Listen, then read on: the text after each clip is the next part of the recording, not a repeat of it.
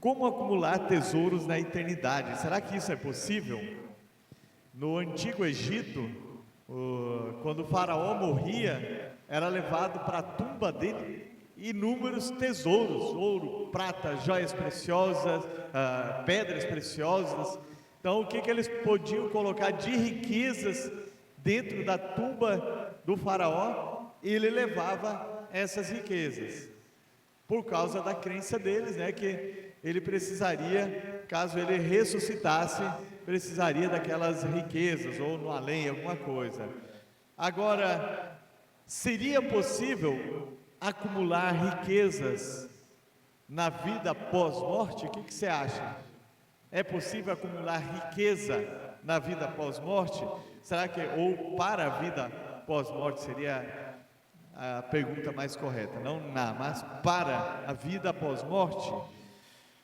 Vamos ver o que a Bíblia diz. Vejamos o que a Bíblia diz a respeito em Mateus capítulo 6, do 19 ao 21. Jesus disse assim: não acumulem tesouros sobre a terra, onde as traças e a ferrugem corroem, e onde os ladrões escavam e roubam, mas ajuntem tesouros no céu, onde as traças e a ferrugem não morrem, e onde os ladrões não escavam nem roubam, porque onde estiver o seu tesouro, ali também estará o seu coração.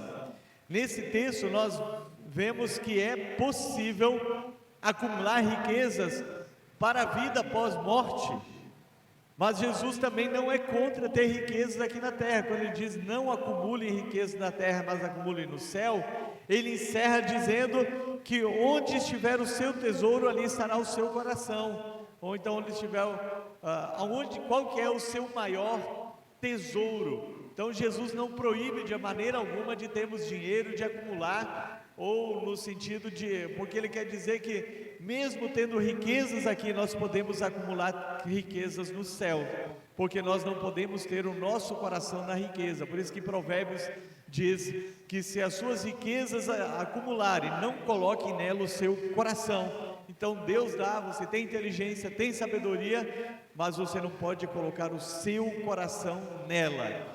Mas aqui nós vemos claramente que Jesus diz para acumular tesouros no céu.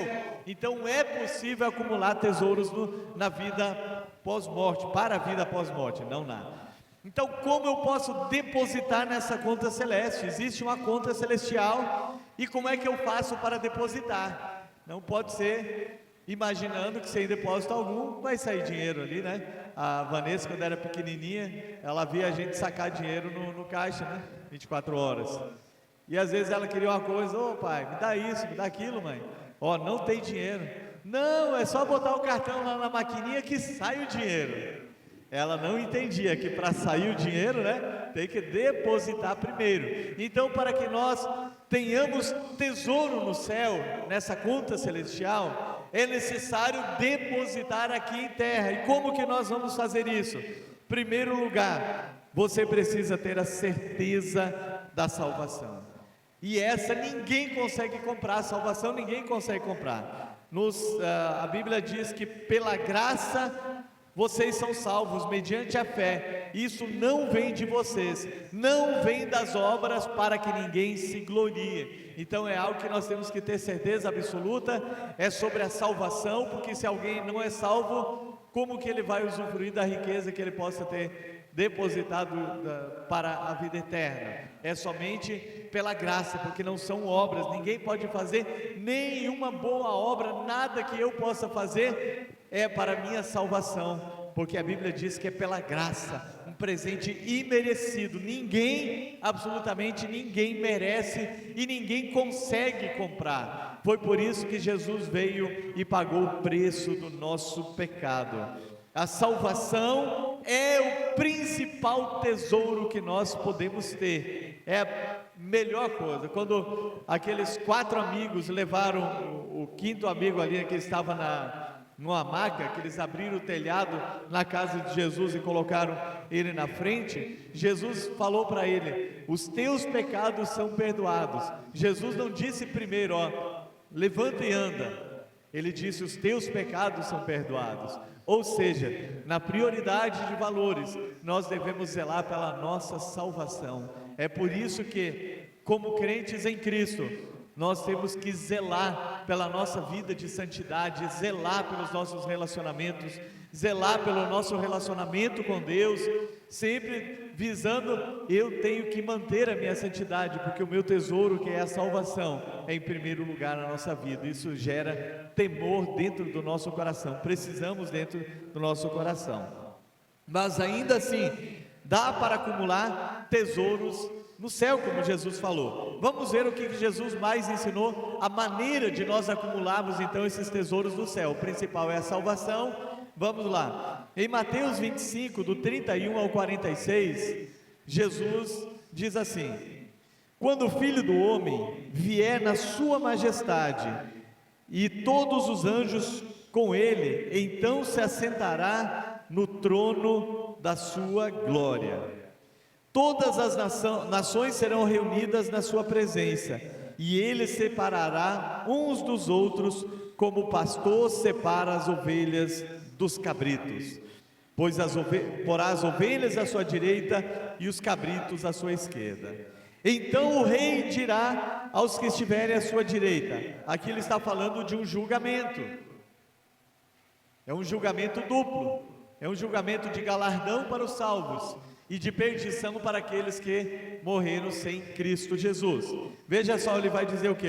Então o rei dirá aos que estiverem à sua direita: venham, benditos do meu Pai, venham herdar o reino que está preparado para vocês desde a fundação do mundo. Então tem um reino preparado desde a fundação do mundo. Aí ele vai dizer assim: porque tive fome e vocês me deram de comer, tive sede e vocês me deram de beber, eu era estrangeiro e vocês me hospedaram, estive nu e vocês me vestiram, enfermo e me visitaram, preso e foram me ver.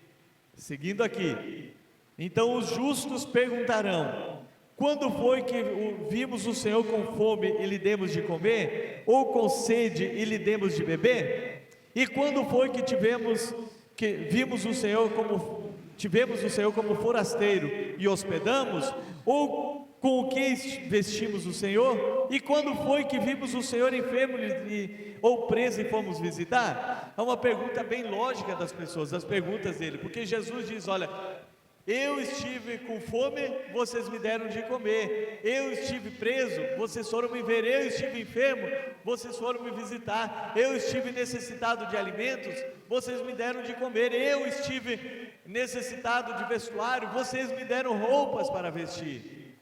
Agora eu quero dizer que Jesus nunca passou fome, ele fez jejum, e jejum não é passar fome, é um propósito específico. Jesus nunca precisou de doação de roupas, ele tinha até um tesoureiro. Mas por que Jesus fala então tudo isso dizendo eu estive? Aí ele vai dar a resposta. O rei responderá: em verdade lhes digo que sempre que fizerem a um desses pequeninos irmãos, foi a mim que vocês fizeram. Então Jesus está dizendo o quê? Que quando nós fizemos para as pessoas que necessitam, nós estamos fazendo para Jesus. Há alguns anos nós fizemos um trabalho social com uma senhora que era acumuladora de lixo, e a casa dela estava caindo. Vou resumir, bem resumida mesmo a história. Era 2 cômodos, um telhado já tinha caído e outro estava a ponto de cair onde ela dormia, e ela não deixava ninguém chegar perto, porque ela tinha problemas psicológicos, problemas mentais. Mas um dia uma irmã da nossa igreja convenceu dela ir para o hospital. Então, quando um casal com essa irmã foi levar ela no hospital lá em Porto Seguro, eu já reuni os homens, reuni a comunidade ali ao redor e falando: nós vamos limpar tudo isso aqui e nós vamos construir algo novo aqui para ela, algo digno.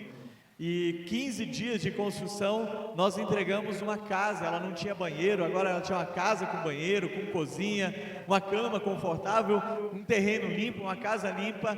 E nós fizemos um culto e ações de graça no dia que ela recebeu o alta, e nós entregamos aquela casa. E eu falei: olhe para Dona Maria, agora vocês podem ver que ela é Jesus. Por quê? Porque ela representa Jesus para nossas vidas. Nós fizemos para ela, e agora isso está escrito na palavra, que é para Jesus. Nós visitamos Jesus, nós demos de comer, nós cuidamos da sua saúde, nós fizemos aquilo que era possível. Toda a comunidade, não fui eu sozinho, eu apenas liderei aquela ação. Então é nesse sentido que Jesus fala, e todo aquele que faz isso, ele tem uma recompensa eterna. E o oposto também, ele vai dizer para aqueles que não fizeram, que serão lançados num lago que arde em fogo e enxofre. Nesse sentido, esse texto dá a entender que a salvação é pelas obras, mas nós já vimos que não é. A Bíblia diz que nós somos criados em Cristo para as boas obras, nós somos salvos para praticar as boas obras. Então a prática de boas obras gera a vida eterna. De que outra maneira nós podemos acumular tesouros para a eternidade? Levando vidas para a eternidade. O Salmo 49:8 diz: o preço para resgatar uma vida é altíssimo. Vida, uma pessoa, o preço é altíssimo. E quem foi que pagou? O Senhor Jesus, porque lá em 1 Pedro 1:18 em diante diz que não foi com coisas corruptíveis como a prata e ouro que nós somos resgatados da nossa vã maneira de viver, mas com o precioso sangue de Jesus, como de um cordeiro sem mácula. Então eu tenho um valor muito grande para Deus, você tem um valor muito grande para Deus, cada ser humano tem um valor muito grande para Deus, e esse valor é tão alto que Deus enviou o Filho dele para pagar o preço do nosso pecado. Aleluia, glória a Deus por isso.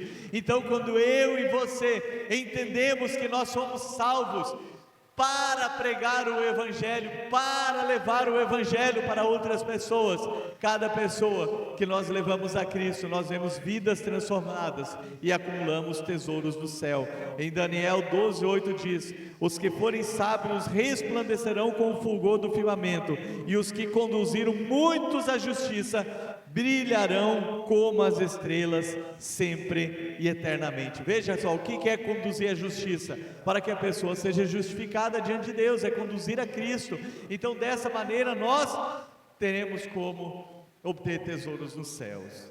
Nós devemos cobiçar o céu, é para onde nós devemos querer ir.